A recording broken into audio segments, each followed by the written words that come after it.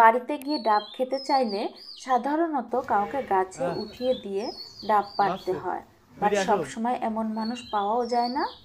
কিন্তু এবার আমার ভাসতে বলতেছে, ফুপি চলো ডাব খাই, আমি নিজেই ডাব পারবো, দিদাকে বলো। তারপর ওর দিদা এবং দাদু দেখিয়ে দিল, আর আমার ভাসতে নিজের হাতে ডাব পারলো। জীবনে প্রথমবার নিজের হাতে ডাব পারতে পেরে সে তো মহা খুশি। তারপর নিজেই ডাব কেটে সবাইকে খাওয়ালো।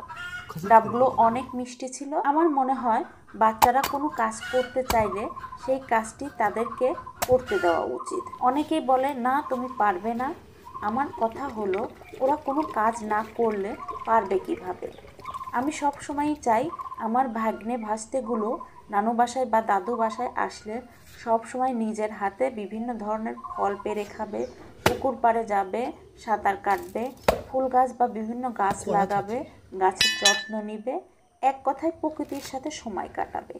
এতে করে আমার মনে হয় ওদের শরীর, মন, ব্রেন সবটাই ভালো থাকবে।